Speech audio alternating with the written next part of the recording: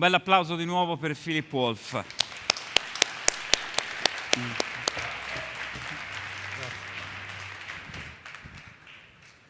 Buongiorno a tutti. So now BTO switches to English, and I'm incredibly excited to introduce our speaker, one of the most special individuals in the industry, and in a few minutes, you will know why. He started out as a global asset manager many years ago and became an investment banker specializing in the air transport sector. I guess that's where he cut his teeth on travel.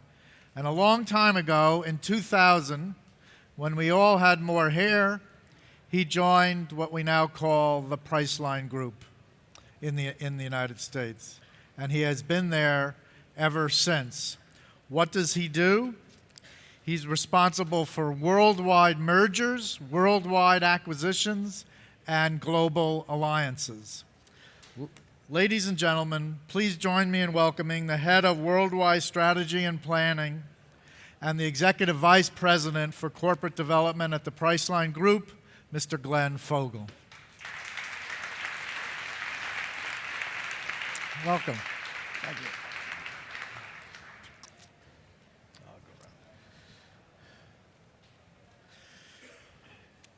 Where to begin? Let's give the audience some background. When we say Priceline Group, that's a very corporate legal umbrella name for a big company. Yes. Let's go through the brands that they should be familiar with and what they do. So, Okay, that's an easy thing to do. Obviously, here in Italy, the brand that people would know the most is Booking.com.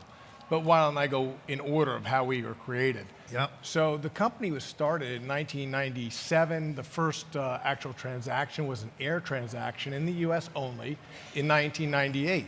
And it went public, and we were known as the Priceline.com company. And there was no group, it was just Priceline.com. And I came, as you said, in 2000.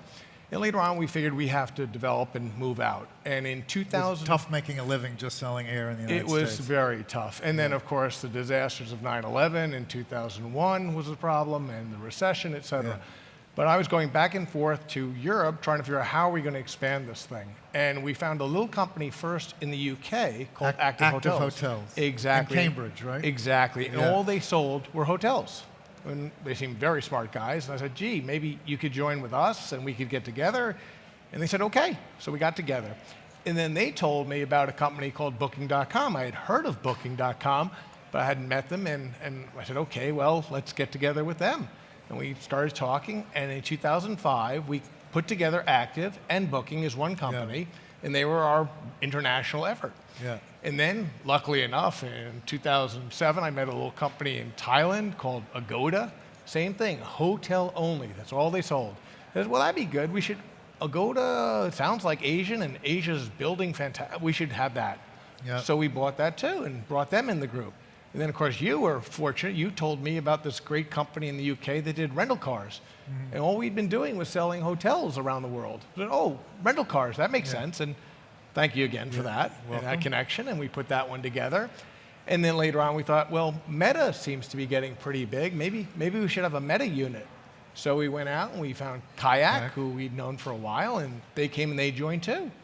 And then the last thing was Open Table, because we said, gee, you know, if people aren't home because they're traveling, they probably want to eat. So Open Table, which does restaurant reservations, we brought them in. Yeah. And of course, there have been little ones along the way, but those are the major brands. So I just want to say, ladies and gentlemen, meet the one person in the world that led the idea for Priceline to acquire Booking.com. That was him. You can clap. It's pretty amazing, yeah? You know, there's one thing we should talk about here, because there are a lot of people here. I meet a lot of young people here. Yeah. I saw, and the thing is, Booking.com was this tiny little company. Yep. Had maybe 100 and something people there, making very, very small transactions. Now it's giant, but it shows how a little company really can grow. I don't think Glennon had any outside capital back then, did it? It was all in, well, they had some family and friends. Yeah. Just to give the audience an idea of what you're talking about. So when we say in English market capitalization, That's the value of a publicly traded company. It would be like a house having a sign in the front saying how much it would sell for today in the market. So we say market cap. And that's the price of the stock times all the shares outstanding without getting into the details. But just I'll give you some idea. Accor, 9.5 billion euros. Carnival Corporation, the cruise company, $38 billion. Hertz, rent-a-car, 20 billion. Marriott, 31 billion. Air France, only, I don't know if this is right, it says 1.6 billion, but. No, I'll believe it. Yeah. TUI, 6 billion pounds. There's a tour operator in China called Tuniu that trades on NASDAQ, 1.2 billion. Ctrip, the largest OTA in China, 22 billion. Expedia, 18 billion. TripAdvisor, 7 billion. Make My Trip in India, 1.2 billion. Priceline Group, $75 billion. It's absolutely astonishing. It's the most valuable listed travel company, not just intermediaries, all supply categories. Like, you're so modest, I know you for a long time, but how do you explain that incredible gap to an audience like this? Well, it's Or interesting. can you? It's one of those things people always try and figure out, how did something get from where it was to where it is today in anything, whether it be a business, a sports team that did nothing and then becomes a champion. How does this happen? And the truth is, here's the real truth, there's no way to prove how or why. I mean, we have theories why, but here are a couple of things that I think are helpful. One, don't concentrate on how valuable your company is, number one. Don't be looking at the value of your stock price every day. Don't be looking how much money are we going to make. Concentrate on what you're trying to do in your business. And the thing we wanted to do always was provide the best service to our two customers, because we have two. We have obviously the traveling customer who's going to stay in a hotel, but just as valuable is having a good relationship with the hotel partner. That's Right. also our customer. And provide the best service to both of them will help. So and that's, focusing. I think that's something that we really focused on, and I know perhaps some people in the industry did not. Yeah. There are a lot of companies that say they focus on customers and product, and many of them do, not all of them, but there's got to be more than that. Well, that's obviously part of it. Yeah. I think another thing that's part of it is being, and this is something we've talked about, it's timing. We happen to be at the right time, in the right place, when Europe was just beginning to go online, was just beginning to get travel online. What year did you buy Booking? We bought Active in 2004, and we bought Booking in 2005. Good timing. And the other thing is, we really concentrated in not trying to do relationships with the biggest chains, because we knew we could provide more service at that time to the smaller independents. You know, you had your big chains, and they said, well, we know how to sell online, even though it was 2004, 2005, and they did fine. But the small hotels, how are they going to do it? And what's the estimate of the number of independent properties in the world? It's Well, staggering. you know, that number goes all over the place, but Yeah. there certainly are more independent hotels than Oh, there for are sure. parts of a large Yeah. chain. Yeah. Even it's an odd category in the hotel sector. If you take the giants, Marriott, Accor, Hyatt, Hilton, and add their market share together, it's very, very Still small. tiny Still compared to small. banking, Yeah. pharmaceuticals, or anything like that. It's small. So you're in charge of what we say in vernacular corporate development.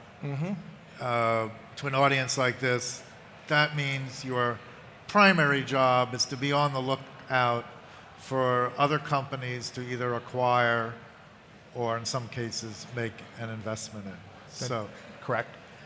how many emails and phone calls do you get in a week of companies trying to get in front of your team?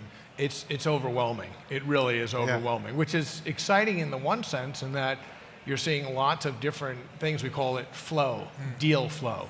On the other hand, though, it's a lot of the stuff that's absolutely nothing to do Garbage. with travel, or it's just, well, I wouldn't call it garbage. That's not very nice. I would say Yeah. it's things that aren't appropriate for us. First of all, it has nothing to do with travel. Why are you contacting me? I mean, I have nothing to do with betting. Why do you want to talk to me about buying your company online, bets? Yeah. It makes no sense. But even the ones that are in the travel company, it has to meet certain criteria. And certainly I understand why someone would want to be part of us, but I'm not as understanding of why we want to have them part of us. And is it part of your mission that the marketplace should understand what those criteria are? Look, an email takes very little time for somebody to send to me. Yes. It takes even less time for me to respond, no thank you. Yeah. So I'm not going to mind people doing that because you never know. We do get some gems that come in out of nowhere. I never even thought of that. Have you ever bought one of those gems that came in out of nowhere? Yeah, we have actually. They're small little things that I'll give you a perfect example. The Ninja Turtles, that one? Hotel Ninjas, Hotel Ninjas, in Barcelona was an example. But I give an even better one, which is this tiny little company out of Tel Aviv called Clicka. And they had developed some algorithms to do online bidding for PPC, for Google, buying your AdWords on Google. And they very, very smart people. And they were great technologists. In terms of businessmen, though, they really were just starting out. And we just loved what they were doing and said, gee, why don't you join our group and we'll give you whatever you need to help develop what you're doing. Yeah. And they moved out of Israel. They moved all of them, well, I think all 6 of them it was about, to over to Bangkok. And they now live in Bangkok. Oh. And they're wonderful. And the head person for that is now our chief commercial officer of Agoda. So it really worked out well. And they weren't exactly in travel either, so... No, they weren't. They weren't exactly in travel. So you mentioned Google. Priceline Group is Google's #1 customer in the world. Or possible. So they don't disclose, but I'll go with it. I'm more comfortable to confirm that than you would be.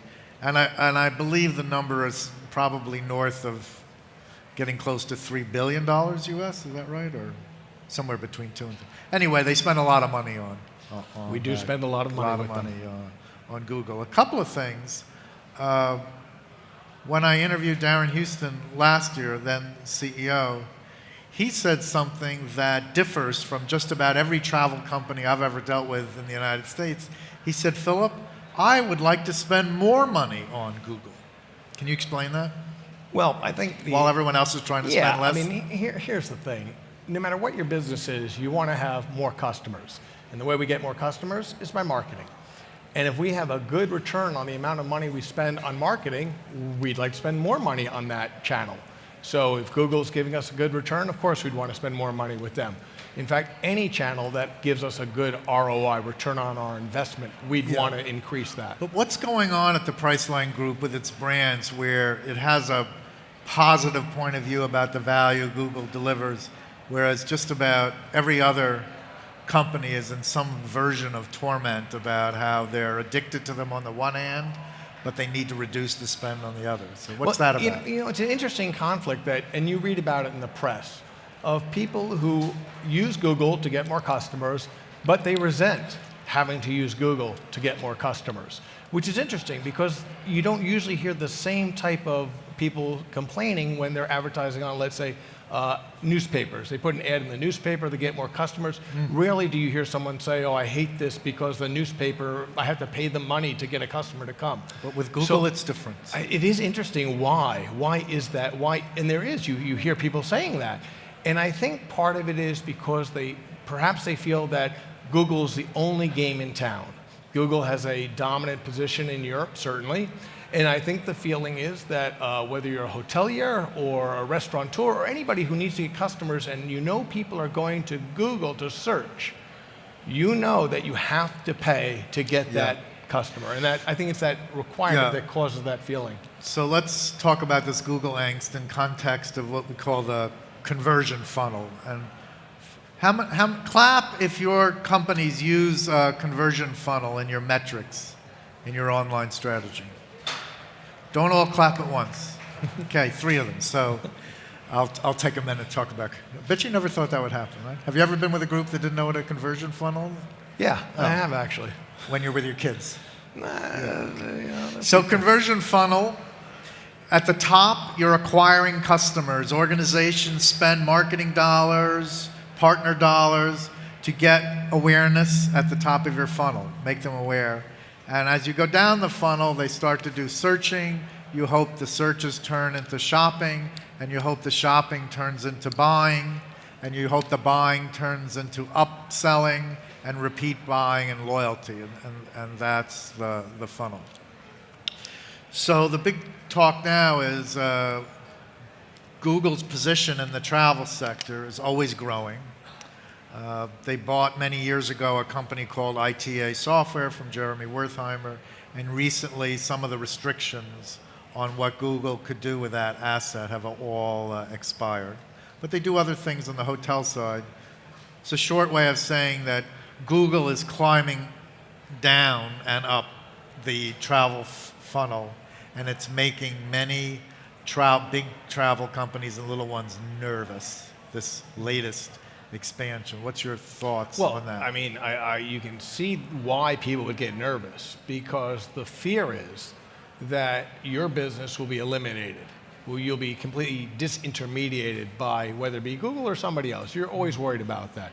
Google has a lot of assets. It's got a lot of advantages. It has a lot of customers coming. It's got a lot of money. It's got incredible technology. And the thing is, for example, your flight example is a good one. Back in the day, years ago, you went on for a flight and you would type into Google, I need to go from, let's say I have to go from here to New York. Yeah. And you go type that in and it would come back and it would give you airlines, and it would give you OTAs and all that. Now all of a sudden when you do that, Google's popping up. Google's showing its own product there. Yeah. So an OTA or somebody who is selling the flights all of a sudden is saying, whoa, wait a minute, what happened? And the fear is that that will go beyond just flights, hotels, eventually everything. Yeah, so the irony to me, I've been doing online travel since I had hair. 1989 was my first online travel booking, for those of you that can't believe it. Sometimes I can't believe it, but back in the day, I tracked all these online companies. Every traditional travel agency hated Expedia's guts and Travelocity. I knew Steve Kaufer and Langley Steinert, the founders of TripAdvisor before TripAdvisor, and Fodor's and Frommers and Birnbaum and Michelin and Lonely Planet, and et cetera. They hated TripAdvisor because these new entrants came in, spent a lot of money, and using technology and a different approach, stole a lot of market share. And now, Glenn, it seems like some of those early pioneers that really upset a lot of players, it's now the reverse. They're getting upset. Yeah. So am I looking at it the right way, or you think it's different? I mean, that's the nature of all things, is disruptive technologies will, surpass and get rid of the old guard. Yeah. And we see that in everything. And certainly, if you look today, we talked a little about Google. Well, the fact is, Google's looking at what's going to disrupt them.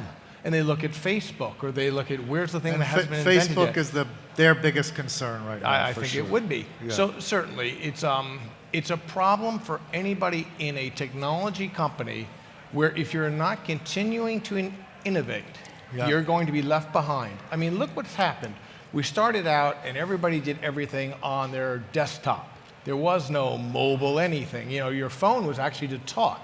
Millennials, they don't talk on those. I don't know why they have a phone. It's not a phone. It's a handheld computer. Yeah, exactly. It's great. But then, of course, it moved on to mobile. And all of a sudden, the entire shift. So anybody who developed their business on the web and learned all about how to get conversion and sell on the web was now back to square one. We were talking at dinner last night. Just like in the 90s, there were online-only travel companies, remember? The thought was crazy. Just online, no offline. And now there are mobile app-only travel companies with no web strategy at all. Right, and it's even more interesting what's going to happen in the future. Because now we all know it's the mobile revolution, everything's and artificial intelligence. Right, but what happens next? And I was asking some people, and I don't believe the device is here in Italy yet. But Amazon came out a while ago with a thing that's called their Echo. The Echo. The Echo. Is the Echo in Italy or not? Anybody seen that? No. Alexa, what's the weather tomorrow? You've seen that? Or have you seen Google's competing product is called Google Home? Anybody see? Is that here? No. Right. So imagine this: a little device, a little hardware device, sitting, let's say, in your kitchen. And I'll use the Amazon because we have one of these devices. And I just shout out, "Hey Alexa, get me an Uber." That's all I have to do, and an Uber will show up. I don't have to pick anything up. I don't have to open. I don't have to type. I just shout. I don't even shout. I just say out loud in my normal voice in my kitchen, "Get me an Uber." Now again, what we have is a transition to a new type of an interface. Yeah. And when that becomes with travel, more things with travel, that also will be the thing. Yeah, and there's a bunch of things. I call it a stew. Right? We have voice recognition. We have machine learning Yep. on top of massive databases. And then we have what we talked about, geolocation. So, well, there's a service called Local Measure. Have you heard of Local Measure? You could be a hotelier. You subscribe to the service every month. And for example, if somebody walked into the lobby of your hotel and took a selfie and uploaded it to Instagram, the hotelier would get an alert that this person is in your lobby and it's connected to your PMS, and you would actually know when your customer is on the premises before they get to the front desk, and you can do a lot of service things. So you think a lot of this stuff we're talking about is a big part of future travel? Well, yes, and here's the thing. We don't know what new services are going to come down the road. Here's some things that we do know, though. It's expensive, it's hard to do, and it's not the core competency of a hotelier.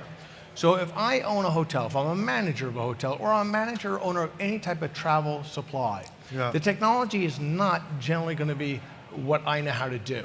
And that's why you partner with somebody who does know how to do. Look, we know nothing about making a lobby beautiful. We at Booking.com, for example, know how to fill the lobby. Well, exactly. That's the idea. What can we provide? We bring things that the hotelier can't do. For example, Italy, one of the most wonderful places in the world to visit. China, building tremendously in terms of its outbound tourism capacity. People from China want to travel and they want to come to Italy. I'm a hotelier in Italy. How do I get those Chinese customers? I don't know Chinese language. I don't know what ways they get things. Who do I use? I go to a partner like a Booking.com because we have that capacity. And the technology you just mentioned.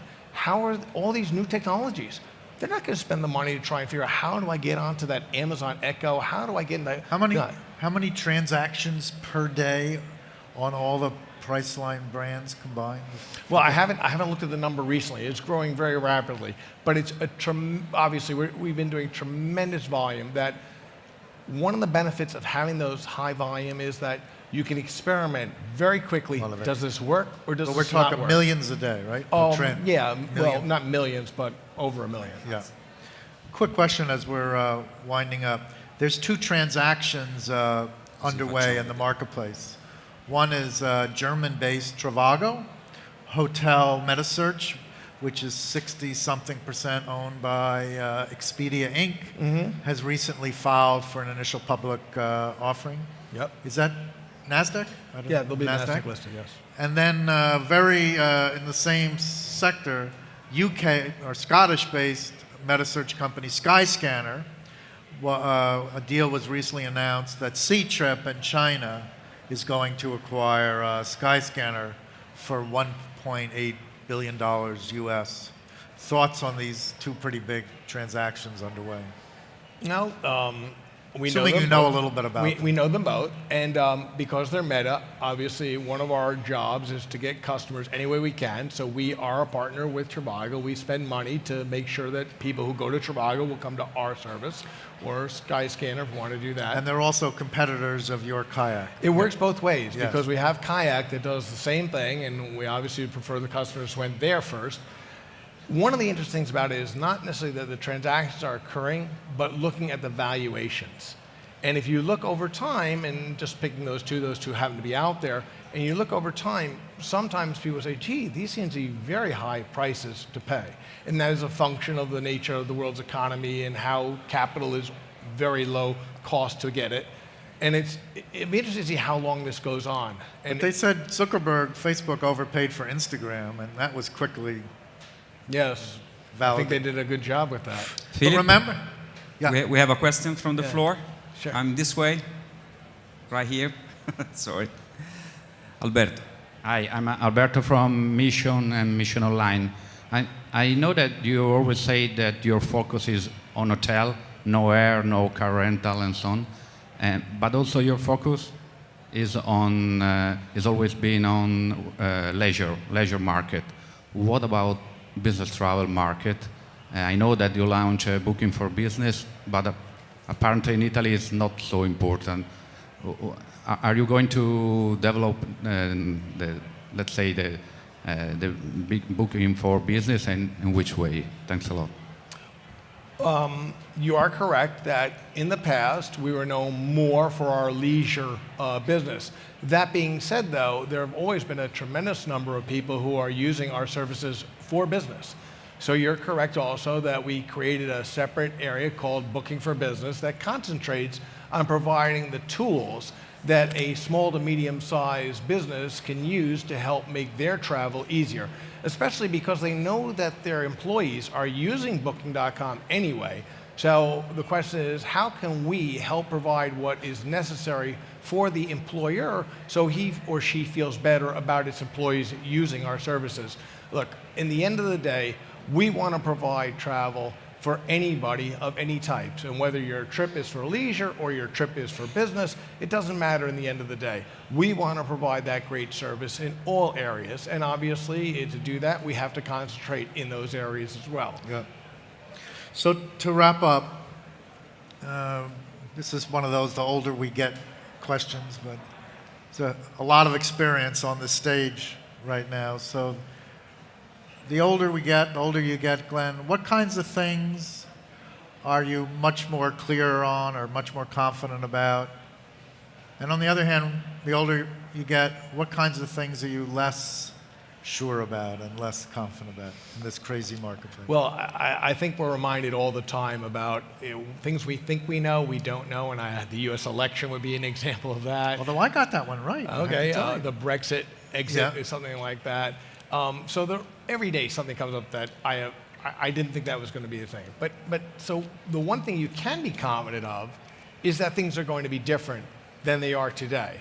And so how can you set yourself up, whatever your business is, whether you own a hotel, whether you manage an activity, a tour operator, whatever you're doing, how do you set up your company so that you can deal with those changes and be flexible and agile? And the way to do it, I believe, is by establishing the core competencies that are unique to your business and not spread yourself beyond that, because those other areas, there'll be other companies who are going to be spending all their time and energy developing those areas. Right. I think that's the best way to try and make sure that throughout this change, you can still be successful for the long term.